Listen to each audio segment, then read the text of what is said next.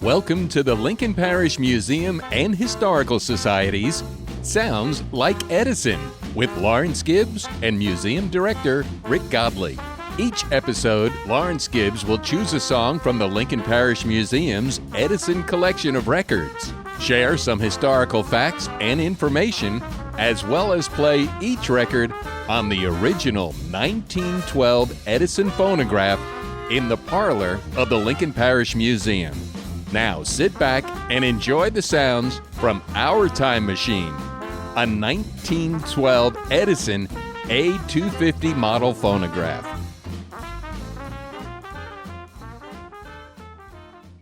Welcome back, ladies and gentlemen. This is episode number 4 of Sounds Like Edison. With Lawrence Gibbs, I'm Museum Director Rick Godley. We're in the parlor of the Lincoln Parish Museum as we are beginning our second renaissance of creating a remarkable future for this place and this space.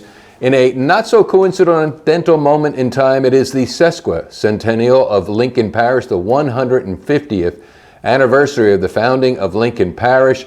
So we're getting our house in order and also creating relevance for the communities, and I say that plurally, because it's the Lincoln Parish Museum, and we're open to all sorts of ideas to create a space and have a place where we can come together and share our history, share our stories, as well as just enjoy this remarkable museum and gardens out back. We started this series of Sounds Like Edison because Lawrence Gibbs, back in June, as we were exploring the house, found this piece of furniture. It's a 1912 Edison phonograph, no electricity involved, which is ironic because you just said from the man who allegedly he didn't invent electricity. But it had a lot to do with light bulbs, let's say. He had a lot to do with it. So we've been enjoying these songs. By the way, before we turn it over to Lawrence, if you would be so kind, email the museum and get on our email routing list. That will help us cut costs because we're a 501c3 nonprofit organization. Thank you so much for your contributions. Thank you so much for your investments here. For future events and maybe to cut postage, Lincoln Parish Museum 1886 at gmail.com, Lincoln Parish Museum 1886 at gmail.com. Email me, and then also any feedback that you may have. Second thing, we have a YouTube channel, and that's what you're watching us on. If you would be so kind, again, just hit the like button and subscribe, and that way you'll be notified of future shows, future content that we create here at the Lincoln Parish Museum and Historical Society.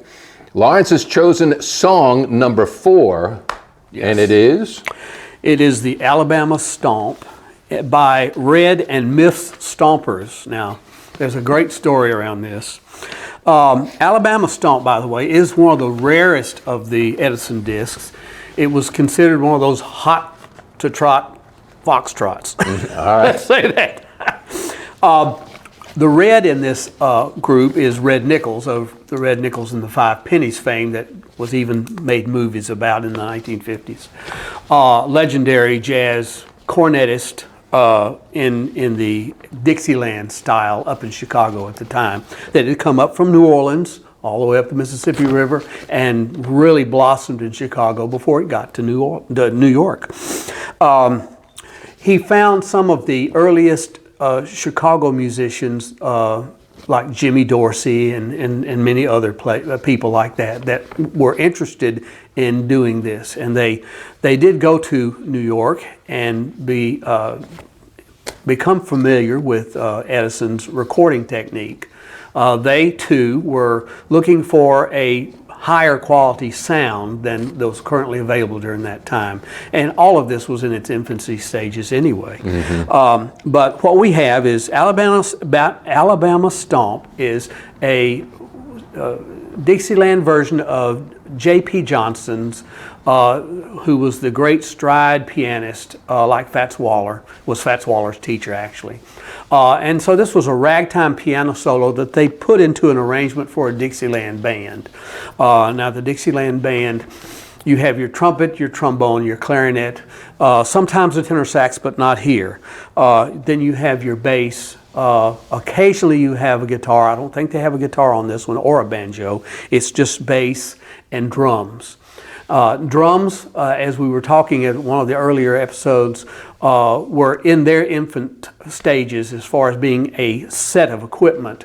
Most of the time it was too loud for the recording technique during that time, and they had to be softened. So there's a spot where you really can hear what the drummer's trying to play. He was the foundation and the rhythm. And of course there was the tuba player on this one, and not a string bass. So anyway, this was a unique piece because Edison at that time had really preferred only those songs that pulled at his heart, and then of course a lot of others, a lot of the classical stuff he loved, and he realized that it was time to let his son Charles change the direction to keep up with the times, and so he could stay in business, let's say. And so he started. Charles started inviting the great jazz artists of the time that he knew in Broadway shows and such to record, and so they did a lot. And so we have Alabama Stomp, and it is a great piece. I'll give you some things to listen for, because this is the typical Dixieland performance of this piece. It is with Red Nichols playing the trumpet, and the second man in the title is Miff, who is Miff Mole. One of the, what an odd name, but I'm sure they were not their original names. They pseudonames, I guess. Anyway, Miff Mole was one of the leading trombone players in the Broadway pit orchestras, and he preceded Jack Teagarden, who was very, very famous, that actually Tommy Dorsey was very fond of. So that's some lineage there. But in this you'll see a true Dixieland arrangement starts with a full ensemble beginning, and then they start having solos throughout the orchestra or the band. This was about 8 pieces, I think, is all. So you start with, after the full statement of the melody of the Alabama Stomp, the next time they play, go around playing, is a trombone solo. And this is an odd thing because in most Dixieland performances, the clarinetist gets the first solo. Only because I have played in some Dixieland bands. And, but early on, being a co-leader of this group, he decided to take the first solo, I would expect. And it's an excellent trombone solo, way ahead of what you would normally have heard at the time. Very melodic, actually. Then they lead into, after another little ensemble, what we call a stop time chorus. That's like what tap dancers, Fred Astaire and them would do, bop, bop, bop, bop, bop, while everything else was going on. You'll hear the stop time chorus, which is a unique thing in this era. Most of the time they had gotten away from that already, but it allowed the drum set player to show off a little bit.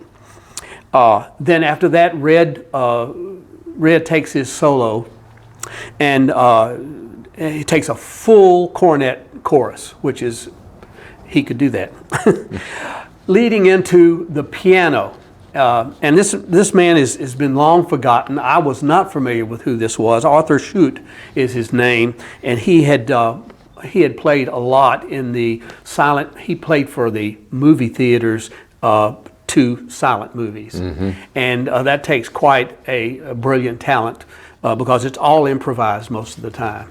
They sit there and they watch, and whatever comes out, they might have some motives about certain things, but a lot of times they have to react to what's on there, and it's a lost art totally. Then finally, an 18-year-old Jimmy Dorsey, when he was just a kid, this is one of his earliest recordings, and he played a unique clarinet, and most people, being a clarinetist, we have a BAM system, which is a German system clarinet, and then, or a French system, excuse me. And then you have what's called the Albert system clarinet, which has had a whole different combination of fingerings, which made it much more clumsy, I guess, to play. I tried for years to play one, I gave up. And so anyway, he played an Albert system clarinet, which made it a little bit more difficult. But if he could play that, then everything else was easy for him. And then finally they do what's called the ensemble out chorus. And that just kind of puts a nice tag on the end. And So this is another 3-minute and 53-second song. Maybe our spring will last till the end of this one. Sure enough. Well, that's just part of the process. Absolutely. If it winds down, wind it up. Sounds Like Edison from the Lincoln Parish Museum and Historical Society with Lawrence Gibbs and Rick Godley. It's the Alabama Stomp, Episode 4.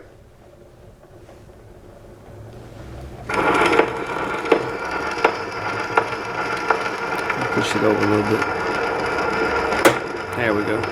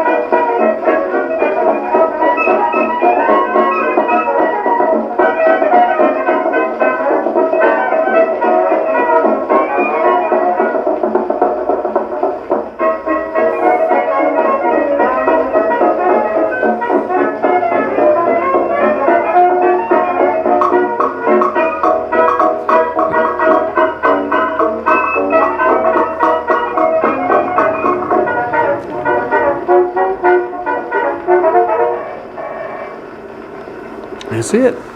There it is. That's the Alabama Stomp here from the parlor of the Lincoln Parish Museum on the 1912 Edison A-250. Is that correct? 250? Yes, A-250.